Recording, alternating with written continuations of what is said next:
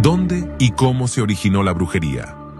Sin duda esta es una pregunta que genera gran controversia.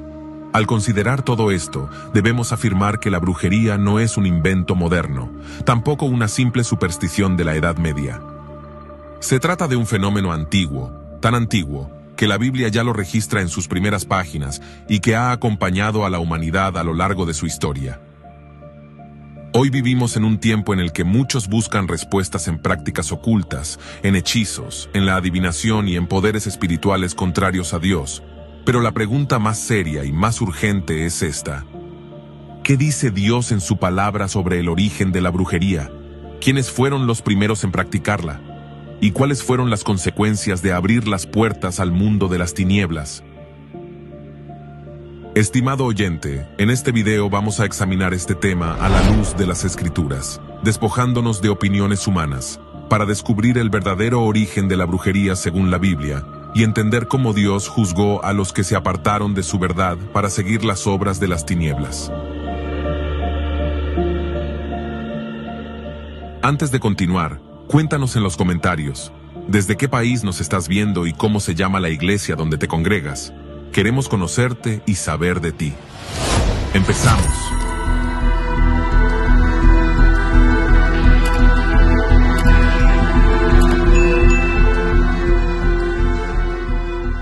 La Biblia no habla de la hechicería como un mito ni como una superstición del pasado. La describe como una práctica real, peligrosa y condenada directamente por Dios. Para comprenderla en su raíz, debemos ir a las palabras originales de las Escrituras. En hebreo, uno de los términos principales es keshef, traducido como hechicería o encantamiento.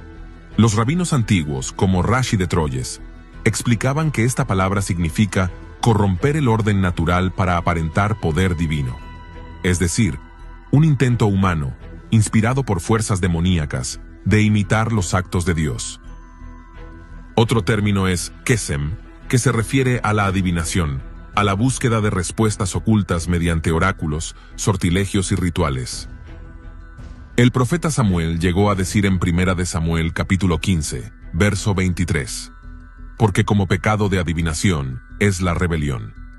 Para Dios, consultar kesem era igual que rebelarse contra su autoridad. También aparece naas, palabra que significa agüero o augurio. Curiosamente, es la misma raíz usada para serpiente. En la mentalidad hebrea, estaba ligada a leer presagios, señales en los cielos o en la naturaleza, para deducir el futuro. Los rabinos en el Talmud de Babilonia llamaban a esto nikush, y lo veían como un intento satánico de suplantar la profecía verdadera. Otro término es anan, que los profetas denunciaron cuando Israel adoptó costumbres paganas. Literalmente significa practicar magia con señales en las nubes, una referencia a la astrología antigua, a la idea de que el destino podía leerse en el cielo. Isaías capítulo 2, verso 6 dice: Ciertamente tú has dejado tu pueblo, la casa de Jacob, porque están llenos de costumbres traídas del oriente, y de agoreros como los filisteos. En la misma línea, la Biblia habla de Ov, traducido como espíritu de Pitón o medium, y de Gideoní, evocador de muertos. Eran personas que pretendían comunicarse con los difuntos o con espíritus familiares. El episodio de Saúl con la pitonisa de Endor, en 1 Samuel capítulo 28, es un ejemplo claro. El rabino Maimónides dijo en su Mishneh Torah que el que consulta a un medium se entrega voluntariamente al dominio de los demonios. Incluso los terafim, pequeños ídolos domésticos, eran usados como amuletos mágicos. Génesis capítulo 31 relata cómo Raquel robó los terafim de su padre Labán, y el profeta Zacarías más tarde denunció que los terafim daban vanas visiones. Cuando llegamos al Nuevo Testamento, encontramos el término griego, farmakeia. De aquí viene nuestra palabra farmacia, pero en el mundo antiguo no significaba medicina, sino el uso de drogas y pociones en rituales mágicos. El teólogo William Barclay explicó que farmakeia era el arte de usar venenos y drogas para alterar la mente y abrir la puerta al mundo espiritual.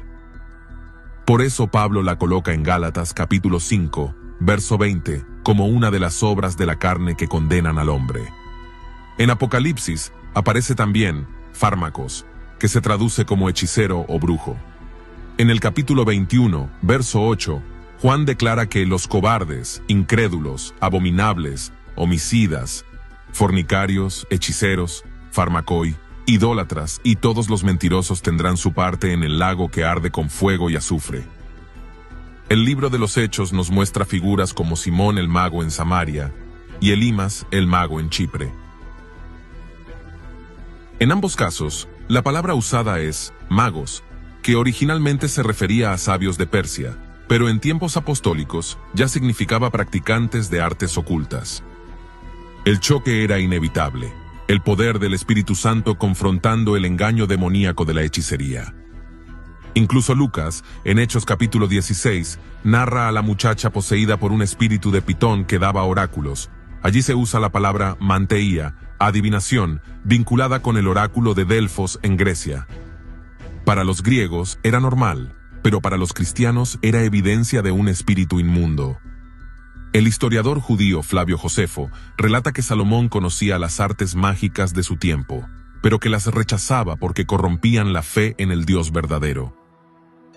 Y el erudito evangélico Merrill Frederick Unger, en su obra Biblical Demonology, concluye: la hechicería no es ilusión ni simple superstición, es la manifestación concreta de la actividad demoníaca en la historia humana. Así, desde el hebreo keshef hasta el griego farmakeía, la Biblia deja en claro que la hechicería es un intento del hombre de manipular lo sobrenatural sin Dios, abriendo puertas a fuerzas demoníacas y cerrando el camino a la verdadera revelación divina. Ahora bien, la hechicería tiene un origen mucho más profundo que las tradiciones culturales de las naciones. Antes de ver cómo en las grandes civilizaciones antiguas se convirtió en práctica normal, debemos ir al corazón del problema. El apóstol Pablo, en su carta a los Gálatas capítulo 5, versos 19 al 21, declara que la hechicería es una de las obras de la carne. No nació en Egipto, no se inventó en Babilonia, ni fue un hallazgo de Grecia.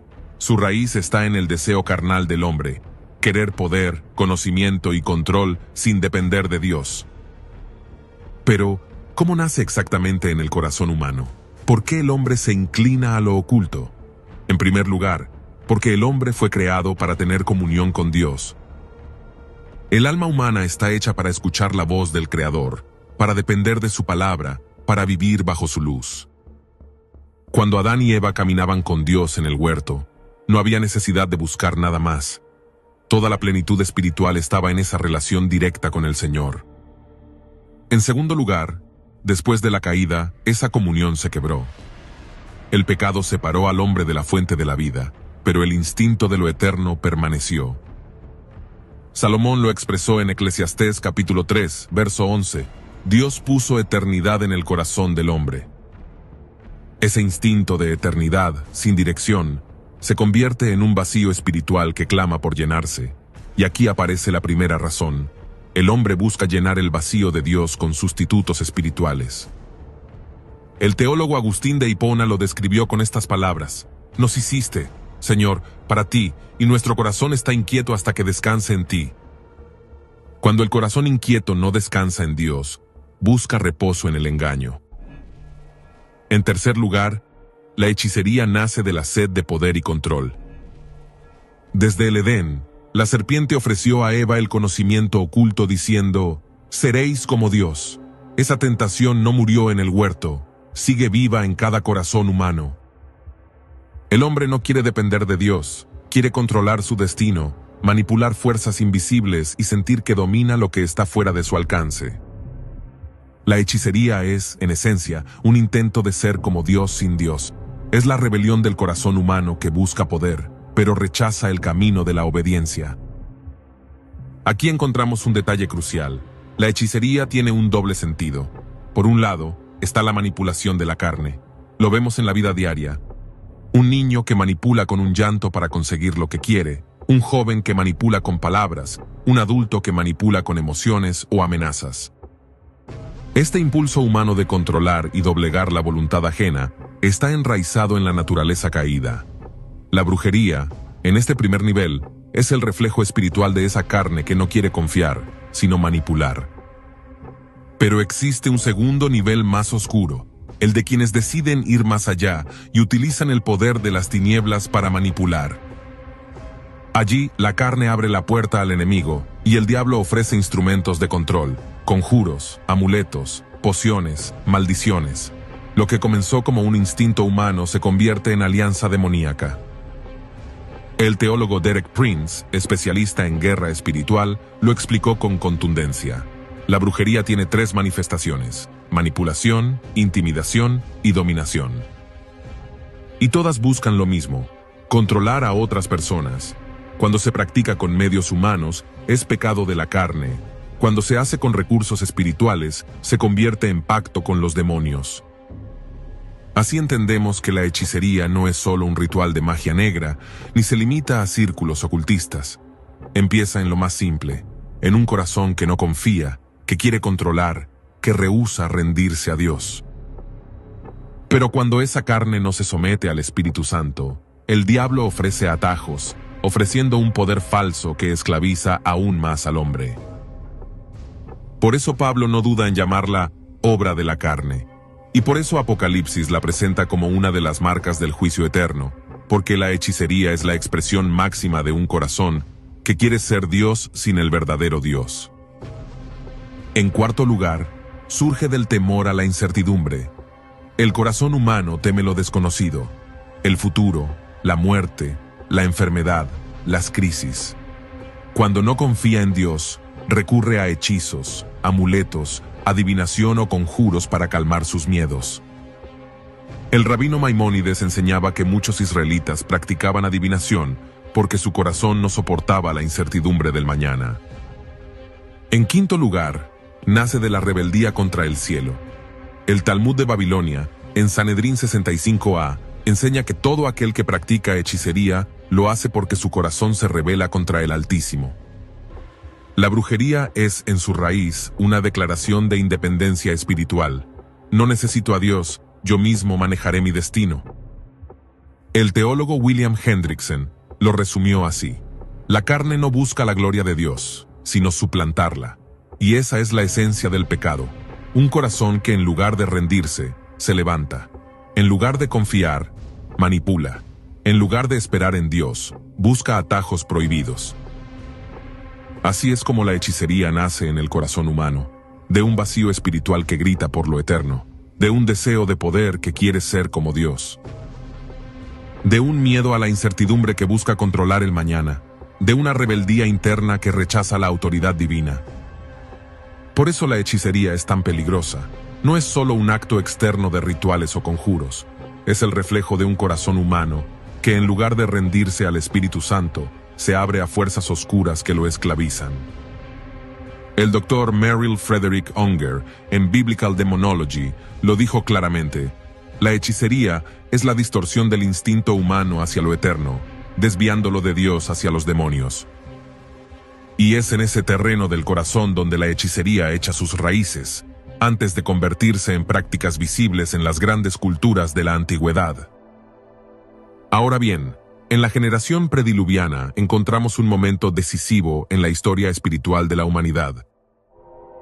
El relato bíblico en Génesis capítulo 6, verso 5, declara que vio Jehová que la maldad de los hombres era mucha en la tierra, y que todo designio de los pensamientos del corazón de ellos era de continuo solamente el mal. Esta es una afirmación total. El corazón humano estaba completamente inclinado hacia la corrupción. Aunque el texto no menciona la palabra brujería de manera directa, este término general, todo designio, incluye sin duda prácticas de manipulación espiritual y hechicería. Porque si cada pensamiento del hombre estaba inclinado al mal, también lo estaba hacia el intento de controlar lo espiritual sin Dios. El trasfondo es claro. Lo que el corazón humano ya deseaba, el control y el poder, fue alimentado por influencias espirituales caídas. El hombre quería manipular, y los demonios le ofrecieron herramientas para hacerlo. Los rabinos también comentaron esta corrupción antediluviana. El Midrash Bereshit Rabbah enseña que los hombres de aquel tiempo no dejaron área de la creación sin corromper, Usaron artes prohibidas para forzar lo que el cielo no había decretado.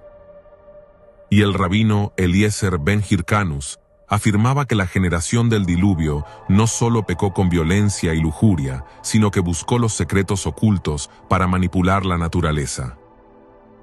Así, antes del diluvio, la humanidad entera estaba ya marcada por la brujería.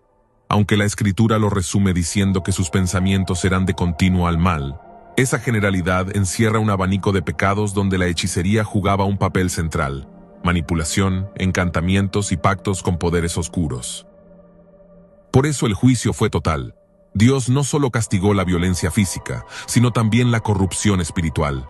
El diluvio fue la respuesta divina a un mundo en el que la carne buscaba controlar y donde la hechicería había abierto puertas al reino de las tinieblas. Ahora bien, cuando las aguas del diluvio cubrieron la tierra, Dios limpió a la humanidad de su corrupción. Pero aunque el mundo fue purificado, el corazón del hombre seguía siendo el mismo.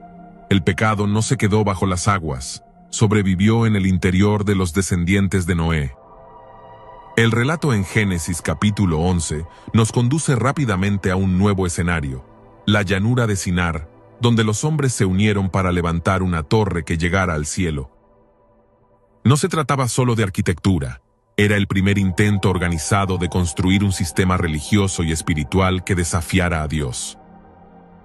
El líder de ese movimiento fue Nimrod, nieto de Cam. Génesis capítulo 10 lo describe como poderoso cazador delante de Jehová, expresión que los rabinos interpretan como un hombre que se enfrentó contra Jehová. El historiador judío Flavio Josefo, en sus Antigüedades judías, afirma que Nimrod convenció al pueblo de que su seguridad y su prosperidad no dependían de Dios, sino de su propia fuerza. Los persuadió de que levantaran una torre como monumento de rebeldía y como un centro donde la idolatría y la hechicería pudieran florecer.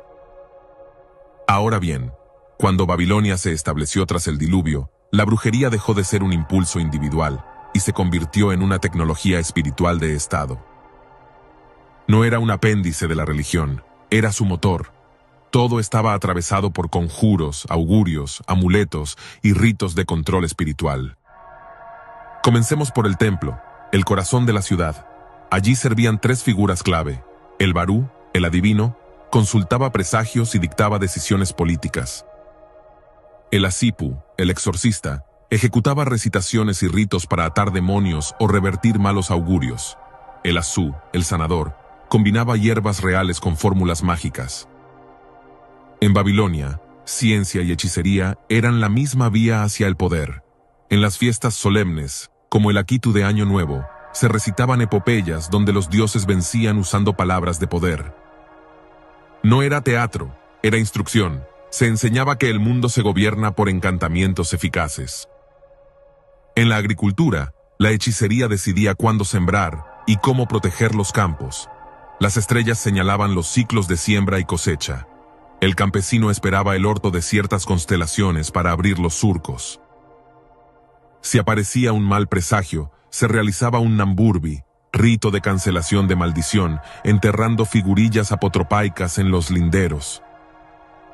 El agua de riego se bendecía con invocaciones y ante plagas se colgaban tablillas con signos protectores para desviar el daño hacia enemigos invisibles. La cosecha era un acto de magia aplicada tanto como de cultivo. En la vida doméstica, la casa se construía sobre depósitos fundacionales. Bajo el umbral se enterraban figurillas de Apkalu, sabios guardianes, leones alados y genios protectores. En la cuna del recién nacido se colgaban amuletos con el rostro del espíritu protector que ahuyentaba a la demonio Lamashtu, temida por atacar a madres y bebés. A medianoche, el Asipu podía recitar la serie de conjuros Uduk Hul o Utukulemnutu para expulsar espíritus del hogar. El fuego del horno, el humo del incienso y el agua en vasijas servían para leer libanomancia y lecanomancia, interpretando el futuro en el humo o en la forma del aceite sobre el agua. En la medicina, el límite entre remedio y hechizo desaparecía. El Asú preparaba emplastos de plantas, minerales y resinas, mientras el Asipu pronunciaba fórmulas sobre el paciente. Si el dolor era persistente, se asumía la presencia de un espíritu. Para la fiebre, se ataba al brazo un cilindro con un texto sagrado. Para proteger al niño, se grababan nombres divinos en pequeñas láminas de metal. El diagnóstico no era solo físico, se preguntaba por sueños, eclipses recientes y presagios que pudieran haber abierto una puerta al mal. En la guerra, ningún rey marchaba sin consultar al Barú. Se sacrificaba un cordero y se leía su hígado para decidir si atacar, negociar o esperar. Si el cielo anunciaba un eclipse lunar, podía interpretarse como derrota segura. La respuesta era retrasar la campaña o ejecutar un rito de sustitución real, colocando por unos días a un rey sustituto como blanco de la maldición, mientras el verdadero monarca se ocultaba. Solo cuando los malos presagios eran neutralizados, se daba la orden de marcha. El combate se ganaba primero en el mundo invisible y recién después en el campo de batalla. En la justicia y la ley, la brujería respiraba en los juramentos. Los contratos comerciales se firmaban ante deidades que servían como testigos, y al final se añadían maldiciones contra quien violara lo pactado. En disputas graves se recurría a la prueba del río. El acusado era entregado al dios del río. Si sobrevivía, era declarado inocente. En las kudurru, piedras de linde con relieves de dioses, se tallaban largas listas de imprecaciones para quien moviera los hitos. En Babilonia, el miedo al castigo divino era el mayor seguro jurídico. En el comercio y la corte, astrólogos y adivinos trabajaban como consejeros oficiales. Registraban el cielo noche tras noche, buscando señales para la economía y la política. Si Venus aparecía en una posición hostil, se posponía un tratado o un envío de barcos. Los mercaderes consultaban tablas de presagios para escoger rutas. Un mal sueño podía cancelar la salida de una caravana. Las decisiones se tomaban bajo el principio de que el mundo visible obedece primero al decreto de los signos. En el arte y la arquitectura, los muros de palacios y templos se cubrían con lamasú, toros alados con cabeza humana que custodiaban puertas. No eran decorativos, funcionaban como sellos que detenían espíritus hostiles. En las esquinas, clavos de fundación con inscripciones maldecían a cualquier profanador del edificio. Cada ladrillo tenía una intención espiritual, cada puerta, un ritual de apertura y cierre. En la religión pública, los cantos de los kalú, sacerdotes lamentadores, y los manuales rituales, como Maklú y Surpu, detallaban ceremonias de quema o desatar hechizos. Si alguien acusaba a otro de brujería, el exorcista no solo expulsaba el mal, sino que rebotaba la maldición de vuelta a su origen. La liturgia no era mera devoción, era combate espiritual formalizado. En el manejo del tiempo, Babilonia no solo medía días, consagraba días. Había jornadas nefastas donde estaba prohibido emprender tareas. Un movimiento en el cielo podía convertir una fecha en tabú. La agenda del imperio era una red de tiempo sagrado que se obedecía para evitar la ruina. En los funerales y el cuidado de ancestros, se practicaba el kispum, ofrendas de pan y cerveza para apaciguar a los muertos y mantenerlos del lado de la familia. Si un espíritu ancestral se resentía, podían sobrevenir enfermedades. Se llamaba a la sipu para reconciliar a la casa con su línea de sangre mediante ritos y tablillas. En la educación, los aprendices copiaban series de presagios como Suma Alu, que listaban miles de «si ocurre X, entonces Y», para toda clase de señales, ladridos de perros, dirección de vientos, forma de una llama. Ese entrenamiento creaba expertos capaces de traducir la realidad cotidiana en un lenguaje de augurios. El mundo era un texto cifrado de dioses y demonios. Y en la ideología imperial, el rey gobernaba por mandato de los cielos, legitimado por astros favorables y rituales que unían su trono con la constelación del orden. Si el cielo cambiaba, el rey debía actuar ritual y políticamente para sostener su destino. El trono y el zodíaco eran una sola historia. Así funcionaba Babilonia. La tierra se sembraba con fechas rituales. Las casas se sellaban con amuletos. Los contratos se cerraban con maldiciones. Las batallas se decidían mirando hígados y eclipses. Los enfermos se trataban con plantas y conjuros. Las puertas se custodiaban con genios y palabras grabadas. La brujería era sistema operativo de la civilización.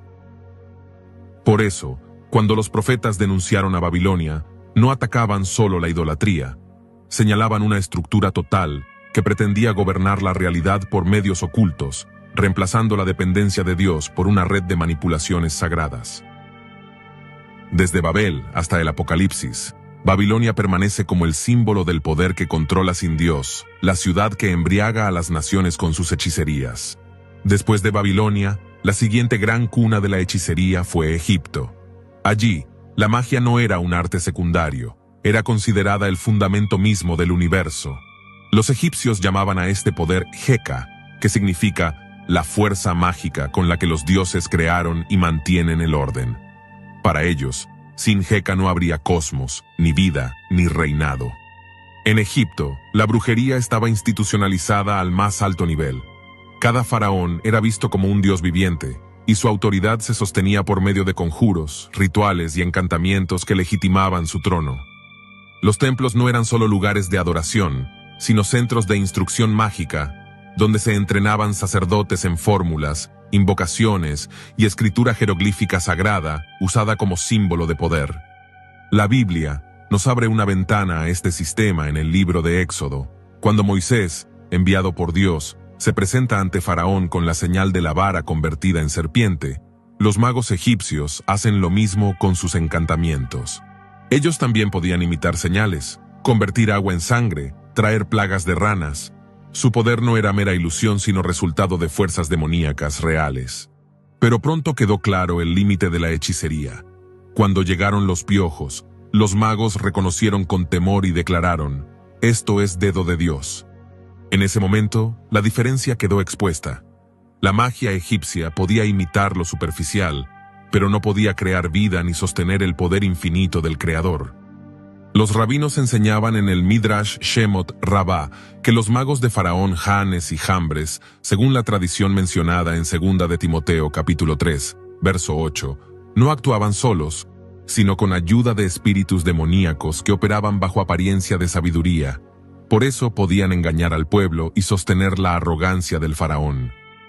El egiptólogo Jan Assmann explica que para los egipcios, la palabra pronunciada con Heka tenía poder inmediato sobre la realidad. La magia estaba presente en la agricultura, en la medicina, en los rituales funerarios y en la guerra. No había diferencia entre religión y hechicería. Ambas eran un solo tejido. En los funerales, por ejemplo, los textos del libro de los muertos eran recitados para guiar al difunto por el más allá, protegiéndolo con fórmulas contra demonios y abriendo caminos en el Duat, el inframundo egipcio. Cada jeroglífico tenía poder, cada nombre divino era una llave espiritual. En la vida cotidiana, los egipcios usaban amuletos en forma de escarabajo, ojo de Horus o Anj, convencidos de que les otorgaban salud, protección y larga vida. Los médicos sacerdotes recitaban fórmulas mágicas mientras aplicaban hierbas, mezclando lo natural con lo oculto. En la guerra, los generales consultaban a sacerdotes que interpretaban presagios en el vuelo de aves, en la posición de las estrellas o en la forma del Nilo. Ninguna batalla se libraba sin invocar a los dioses con conjuros de victoria. Egipto, pues, representa la consolidación de la hechicería como un sistema estatal que abarcaba religión, medicina, guerra, política y economía. Fue allí donde la brujería mostró su fuerza organizada, y fue allí donde Dios decidió manifestar su poder superior a través de Moisés. El mensaje quedó grabado para siempre. El poder de la hechicería, aunque real y respaldado por demonios, jamás puede igualar ni vencer al poder del Dios verdadero, y en cada confrontación, la brujería termina revelando su límite frente a la autoridad del Altísimo. Después de Egipto, la historia de la hechicería avanza hacia Grecia y Roma, las grandes potencias del Mediterráneo. Aquí, la magia no desapareció, sino que se refinó y se revistió de filosofía, religión y hasta de ciencia. En Grecia, la palabra usada era farmakeia, que aparece en el Nuevo Testamento y significa al mismo tiempo hechicería, veneno y medicamento. Con esta raíz se muestra el doble filo. Una sustancia podía sanar o embrujar, podía ser medicina o instrumento de manipulación espiritual. La hechicería griega se manifestaba en varios niveles. En primer lugar, en los misterios religiosos, como los de Eleusis o Samotracia, donde se usaban rituales secretos, bebidas embriagantes y símbolos ocultos para tener contacto con lo divino. En segundo lugar, en la magia popular, con amuletos, conjuros escritos en tablillas de plomo, conocidas como deficciones, que se enterraban para maldecir enemigos, rivales de amor o adversarios en competencias. En tercer lugar, en la filosofía esotérica, donde pensadores como Pitágoras y Platón hablaron de la armonía del cosmos y del poder de los números y las almas, abriendo la puerta a corrientes ocultistas que influyeron en generaciones posteriores. Los griegos creían también en la figura de la hechicera, encarnada en personajes como Circe y Medea, quienes mezclaban pociones, pronunciaban maldiciones y transformaban realidades mediante la magia. Estas historias no eran simples leyendas, reflejaban la convicción cultural de que la hechicería podía alterar el destino humano. En Roma, la brujería se volvió omnipresente. El imperio heredó de Grecia, Egipto y Babilonia, mezclando todos los sistemas en uno solo. Los romanos temían tanto al poder de la hechicería, que el Senado romano aprobó leyes contra los magos y adivinos, pero al mismo tiempo los emperadores consultaban astrólogos y augures antes de tomar decisiones. La religión romana se basaba en augurios, leer el vuelo de las aves, examinar las entrañas de animales sacrificados, interpretar señales en el cielo. La magia estaba en los templos, en el Senado y en la vida privada. El Corpus Hermeticum, atribuido a Hermes Trismegisto, une elementos griegos y egipcios en un cuerpo de enseñanzas místicas y mágicas que influyó en toda la tradición esotérica posterior. Los rabinos, al mirar a Grecia y Roma, los consideraban pueblos idólatras porque habían convertido la hechicería en parte natural de su cultura. El Talmud advierte que el que consulta a astrólogos y hechiceros, aunque diga que no cree en ellos, termina practicando idolatría. El apóstol Pablo, escribiendo a los Gálatas y a los Corintios, denunció la farmaqueía como una obra de la carne y como una fuerza que podía esclavizar a las iglesias si no se guardaban en el Espíritu Santo. En Hechos capítulo 19, cuando el Evangelio llegó a Éfeso, muchos de los nuevos creyentes trajeron sus libros de magia y los quemaron públicamente, demostrando que la luz de Cristo vencía sobre la tradición ocultista más poderosa del mundo grecorromano. En Grecia y Roma, la brujería ya no era exclusiva de sacerdotes o de reyes, era parte de la vida diaria, desde el mercado hasta el Senado, desde las familias hasta las legiones. Conjuros, amuletos, horóscopos y sacrificios mágicos eran la base sobre la cual la sociedad buscaba poder, suerte y control. Pero el mensaje de Dios quedó claro: toda hechicería, por sofisticada que sea, sigue siendo obra de la carne y pacto con las tinieblas. Ni en Babilonia, ni en Egipto, ni en Grecia o Roma pudo jamás resistir la autoridad del Dios vivo revelado en Cristo Jesús. Hoy la brujería se ha convertido en un fenómeno mundial. No pertenece solo al pasado ni a una cultura específica. Es un río oscuro que fluye a través de todas las naciones, bajo diferentes nombres y símbolos, pero con el mismo espíritu de rebelión contra Dios. En África, la brujería es parte del tejido social y político. Movimientos como el vudú en África Occidental, el palo mayombe y el obea en el Caribe tienen sus raíces en rituales africanos donde se invocan espíritus ancestrales y deidades locales. Allí, los sacrificios de animales, y en algunos casos humanos en la antigüedad, son usados para maldecir enemigos, manipular destinos y atraer riquezas. Líderes tribales y políticos aún recurren a hechiceros para asegurar poder o para intimidar a sus adversarios. En las guerras civiles de África Central, los combatientes marchan con amuletos y tatuajes rituales convencidos de que los hacen invulnerables. En América, el legado africano se mezcló con el catolicismo y el espiritismo. Así surgieron prácticas como la santería cubana, el candomblé brasileño, la umbanda y el palo mayombe. En estas religiones, los santos se confunden con orishas africanos y lo que parece devoción a figuras católicas en realidad es invocación a espíritus ocultos. En Haití, el vudú sigue siendo una de las fuerzas religiosas más poderosas, mezclando tambores, danzas, posesión espiritual y sacrificios rituales. Estos sistemas han llegado a expandirse incluso en Estados Unidos y Europa, donde miles practican santería o vudú en secreto. En Sudamérica, el chamanismo amazónico es una de las formas más extendidas de brujería. Se usan plantas alucinógenas como la ayahuasca o el peyote para viajar al mundo espiritual. Los chamanes invocan espíritus animales o ancestrales, pero en realidad abren puertas a demonios.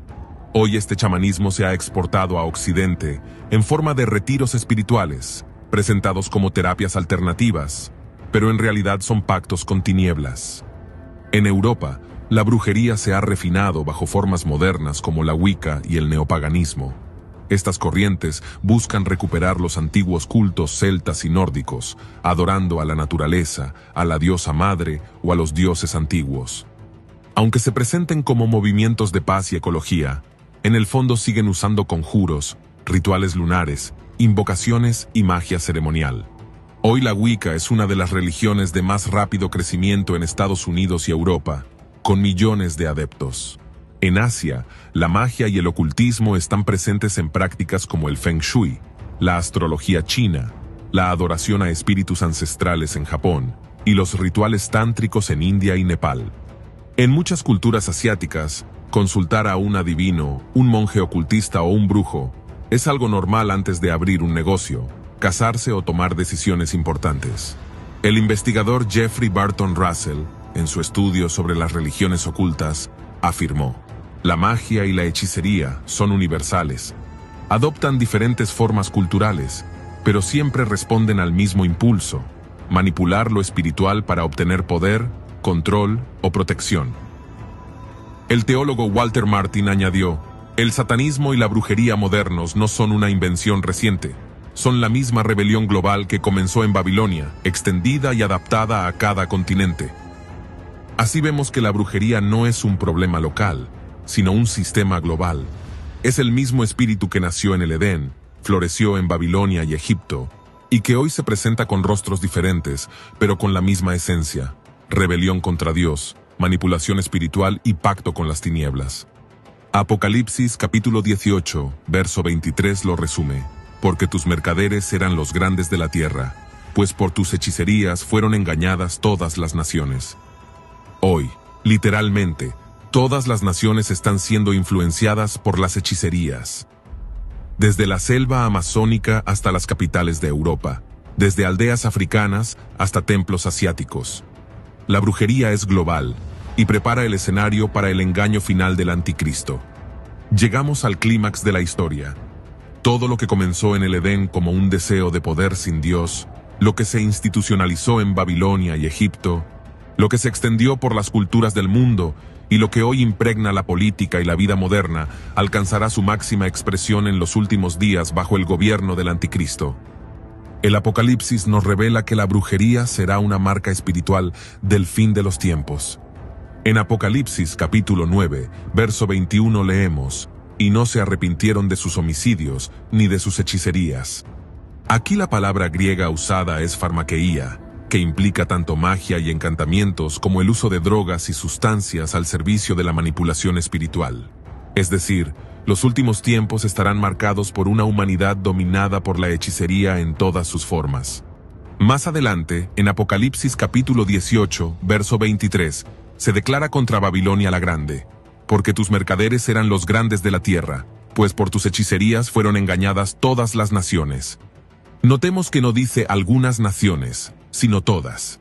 Es una advertencia profética. El sistema mundial de comercio, política y religión estará impregnado de brujería. El anticristo no gobernará solo con leyes ni con ejércitos. Gobernará con encantamiento espiritual, embriagando a las naciones con hechizos de poder, falsa unidad y control demoníaco. Los profetas del Antiguo Testamento también lo anticiparon. Isaías capítulo 47 denunció a Babilonia por persistir en sus muchas hechicerías. Nahum capítulo 3 verso 4 habló de Nínive como la maestra de hechizos que engañaba a las naciones. Lo que era figura en el Antiguo Testamento se convierte en realidad global en el Apocalipsis. Los rabinos, en sus comentarios sobre los profetas, advertían que la idolatría y la hechicería caminarían juntas hasta los últimos días. Y los padres de la Iglesia, como Ireneo de León, identificaban la brujería como una de las herramientas principales del anticristo para engañar al mundo. El teólogo John Walvoord, especialista en escatología, escribió: "El auge del ocultismo en los últimos tiempos no será accidental. Formará parte del sistema religioso político del anticristo, cuyo poder descansará en el engaño y la manipulación espiritual a escala mundial. Esto explica por qué vemos hoy un renacimiento global de la magia y el ocultismo, porque el escenario está siendo preparado para el último gran engaño. La fascinación por la astrología, la brujería, la santería, el reiki, el espiritismo, la magia en el entretenimiento, no son casualidad. Son las primeras gotas de una tormenta que culminará en el gobierno de la bestia. En los últimos días, la brujería tendrá 3 características proféticas. Primero, será global. Todas las naciones estarán bajo su influencia, engañadas por el sistema de Babilonia. Segundo, será política y económica. Se usará para sostener gobiernos, manipular mercados y controlar multitudes. Tercero, será religiosa. El falso profeta operará con señales y prodigios mentirosos, seduciendo a millones a adorar al anticristo. Por eso Apocalipsis 21, verso 8, es tan claro al advertir que los hechiceros tendrán su parte en el lago que arde con fuego y azufre.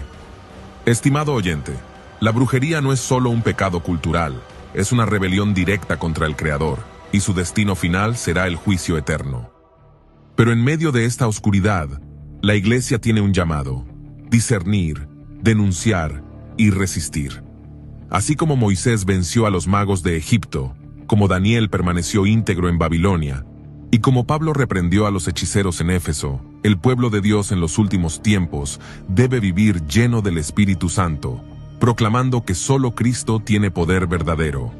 El sistema del anticristo se levantará con toda la fuerza de la brujería global, pero la palabra nos recuerda: mayor es el que está en vosotros que el que está en el mundo.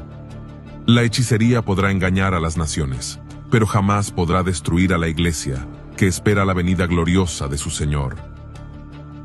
Así llegamos al final de este video. Gracias de corazón por quedarte hasta el final y ser parte de este momento de verdad y reflexión. Si este mensaje habló a tu vida, te invito a que le des me gusta, te suscribas y lo compartas con alguien que lo necesite.